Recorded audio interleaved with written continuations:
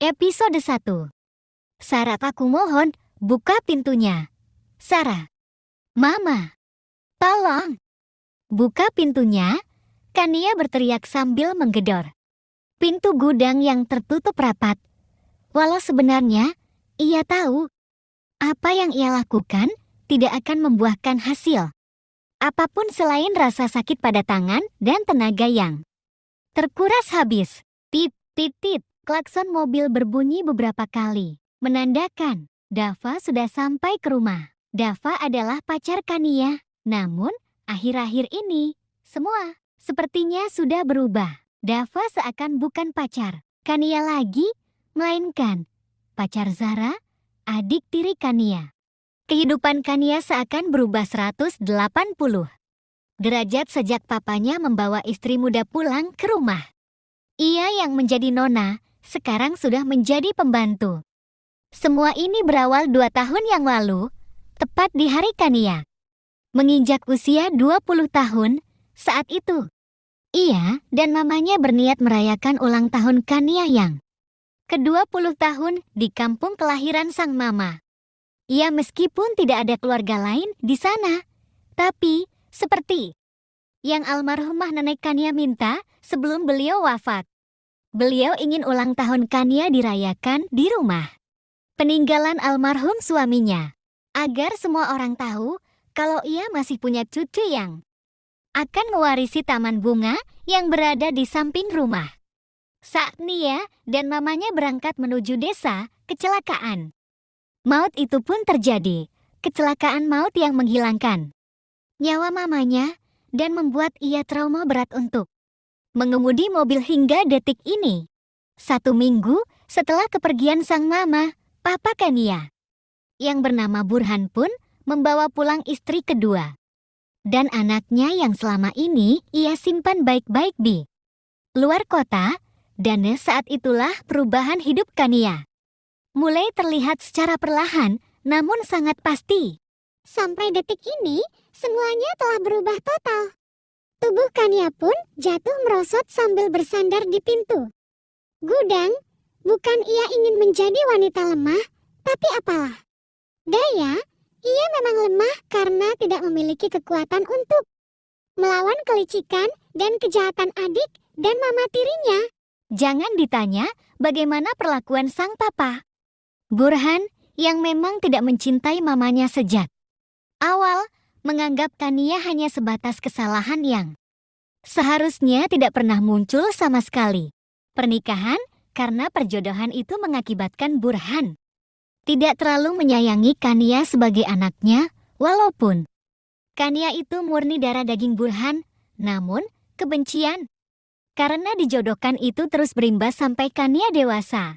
Papa Kania tetap bertahan dalam pernikahan tanpa cinta, hanya karena rasa sayangnya pada kedua orang tuanya saja.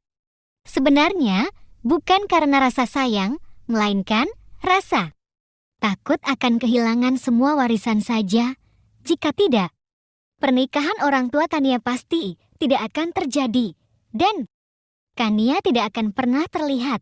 Tapi, sebenarnya, itulah yang Kania inginkan, dibuang jauh-jauh sejauh mungkin, karena dengan begitu, ia akan terlepas dari siksa rumah yang lebih mirip neraka ini. Tidak ada kebahagiaan, tidak ada canda tawa, yang ada hanya sakit hati karena melihat kebahagiaan keluarga lengkap papanya, yang setiap hari bermesraan layak sebuah keluarga harmonis pada umumnya.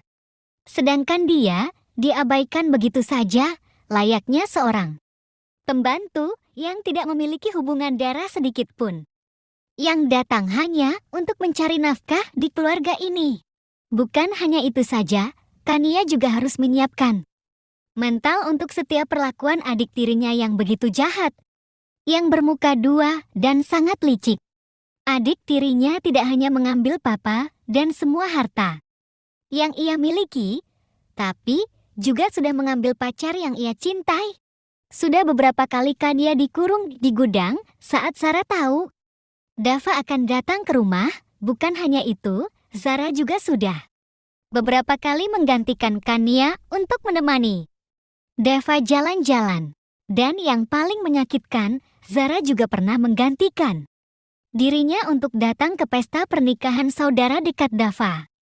Saat semua keluarga Dava berkumpul di acara pernikahan tersebut, Zara yang menggantikan Kania.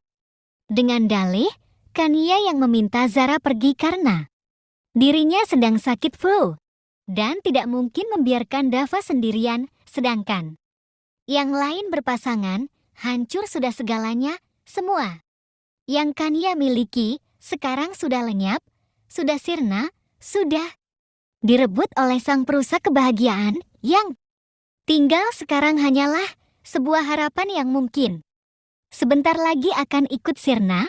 Oma, Mama, Nenek, tolong aku. Bawa aku pergi bersama kalian. Kania menangis dengan kesedihan yang sangat mendalam. Kalian jahat. Sangat jahat padaku. Kalian tega meninggalkan aku sendirian di dalam neraka dunia ini. Aku ingin pergi bersama kalian, Mama. Kania semakin merintih, meringkuk sambil memeluk kedua lututnya, berharap ia bisa meninggalkan semua kesedihan ini dan menata kebahagiaan yang selama ini ia impikan. Dulu, ia pernah berharap pada Dava, berharap suatu hari nanti Dava yang akan membawanya pergi dari rumah ini dan memberikan kebahagiaan padanya, tapi sayang 1000 kali. Sayang, sepertinya harapan itu hanya tinggal harapan saja.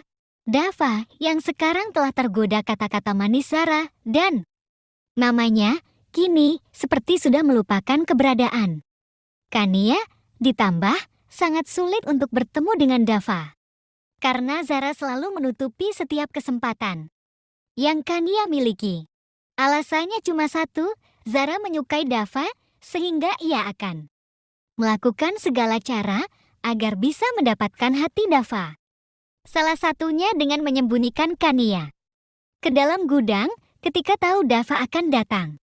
Ini tidak akan terjadi jika ponsel satu-satunya milik Kania tidak berada di tangan Zara. Karena kelemahan yang Kania miliki, ia terpaksa menyerahkan barang berharga satu-satunya yang ia miliki sejak papanya menelantarkan dia dan menjadikan dirinya pembantu di rumah sendiri. Ya Allah, kuatkanlah aku, ucap Kania lirih sambil terus membenamkan wajahnya pada kedua lutut. Tidak ada yang bisa ia lakukan selain pasrah dengan keadaan dan berusaha berdamai dengan takdir. Dengan begitu, sepahit apapun hidup yang sedang ia jalani, ia masih sanggup melangkah walau dengan menyeret kaki agar tetap berjalan.